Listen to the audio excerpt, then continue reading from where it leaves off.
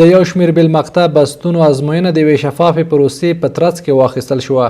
د افغانستان د خوړو او درملو ملي ادارې له لوري چې څه موده وړاندې دېرش بالمقطع بستونه آزاد رقابت ته سپارل شوي ول او لسګونه کسانو ورته نوملیکنه کړې وه، نن یکشنبه د افغانستان د خوړو او درملو ملي ادارې عمومي رئیس د برنامه معین د ادارې نورو برخو رئیسانو په شتون کې ازموینه واخیستل شوه. د دغې ازموینې په پایل کې د خوړو او درملو ملي ادارې عمومي رئیس ډاکټر عبدالباري عمر د ازموینې ګډونوالو ته د شفافیت ډاډ ورکوي. خو موږ تاسو ته پوره اطمینان او ډاډ درکوو چې دغه پروسه په شفافیت شروع سوې، په شفافیت سره به ختمیږي. که چیرته یو څوک یو چا شکایت لري چې ما سوالونه حل کړي دي خو زه په امتحان کې ناکام بلل شوی یم، هغه ورونه حق لري چې عریضه وکړي، خپله پرچه به یې راوباسي.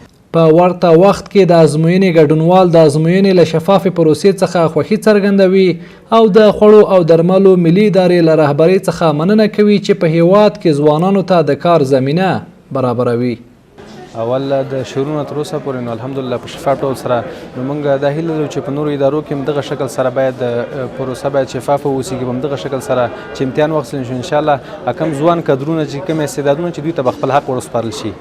روند و برنامه و پروسیجر برنامه‌ای که امتحان گرفته شد بسیار شفاف بود، بسیار واضح بود و همچنین در قسمت از اینکه سوالات آورده شده بود، سوالات بسیار شفاف بود، بسیار واضح بود، مسلکی بود. ما از این خرسند هستیم و همچنین از جناب رئیس که در رأس از اداره قرار دارند از اونا تشکر و سپاسگزاری را داریم. د یادولو وړ ده چې د افغانستان د خوړو او درملو ملي ادارې له مستقلېدو وروسته دا لومړی ځل ده چې یو شمېر بستونه آزاد رقابت ته سپاري.